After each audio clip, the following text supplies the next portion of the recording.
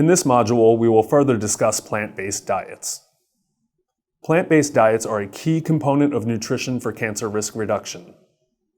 There's not one uniformly accepted definition of a plant-based diet. Many people hear plant-based diet and assume that it means vegan, vegetarian, or only eating vegetables. The key word to plant-based diets is based. There is room for meat, poultry, seafood, eggs, and dairy intake, provided that most of the diet is comprised of whole and minimally processed plant foods. For prevention purposes, your diet is considered plant-based if at least 2/3 of the food you eat is whole and minimally processed plant foods, 1/3 or less animal foods. Here are some ideas to help make your diet more plant-based. Keep a package of salad greens like spinach, baby kale, or romaine lettuce in your fridge at all times.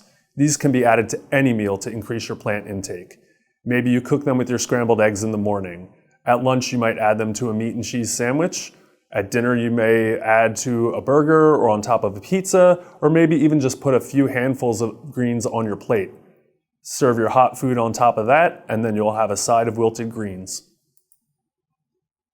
Replace animal products in any dish with a vegetable.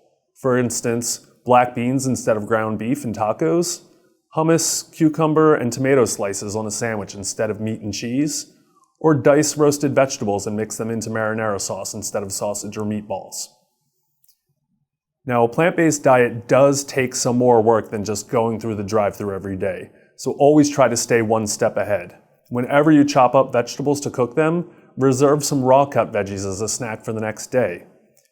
Anytime you're cooking vegetables, think about cooking a double batch to have leftovers or to reincorporate in another dish. In my household, leftover salad is one of our favorite lunches.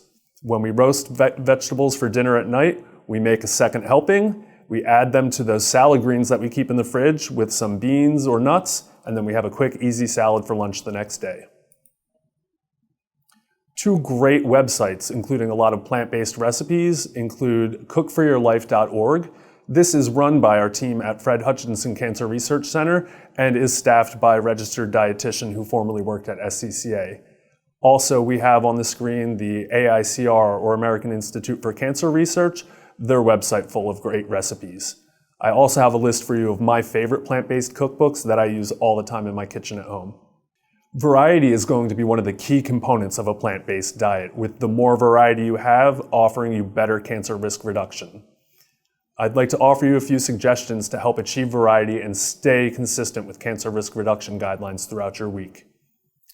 For vegetables, eat multiple different colored vegetables every day: green, yellow, orange, red, white, purple, and so on.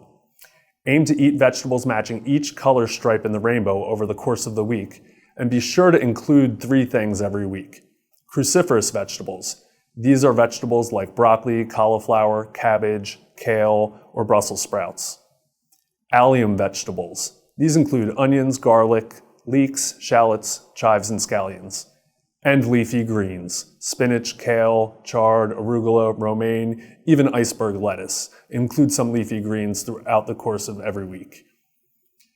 Enjoy your vegetables as a part of all meals and snacks, whether they're cooked or raw. Roasting, steaming, sautéing, stir-frying, and briefly microwaving are all preferred cooking methods. Avoid deep frying or boiling your vegetables. For fruit, also eat multiple fruits with different colored skin every day. Aim to eat fruits matching each color stripe in the rainbow over the course of the week if they are seasonally available.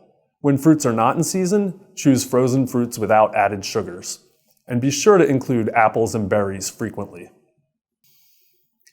Whole grains, such as oatmeal, brown rice, bulgur wheat, millet, and quinoa, can be cooked in large batches for convenience that you can use in different ways throughout the week, such as hot cereals, as a side dish, in a salad or a bowl. With your proteins, include plant-based proteins like beans, lentils, and legumes frequently throughout your week. If you choose to eat fish and seafood, include that up to 3 times in a week. Limit red meat to 2 or 3 times a week, being sure to consume under 18 total ounces in a week. And dairy foods like milk, yogurt, and cheese are excellent protein sources. If your diet is high in fat sources like meats and oils, you will want to consume low-fat or fat-free dairy products. Also, remember to avoid processed meats and consume those on less than a weekly basis. On the screen now, you will see 4 sample plates that illustrate what a plant-based diet might look like in practice. We have the American Institute for Cancer Research's New American Plate. This is the flagship cancer risk reduction plate. We also have My Plate, which is the United States Department of Agriculture guidance on balanced meals and healthy eating. We have the Harvard Healthy Eating Plate, which is similar to My Plate but with added caveats to really help us make our best choices. And we have the plate method for diabetes management. This is really similar to the prior examples, but we're paying attention to keeping our carbohydrate-rich items to only a quarter of the plate, and this is for people with diabetes to help keep blood sugar within target ranges.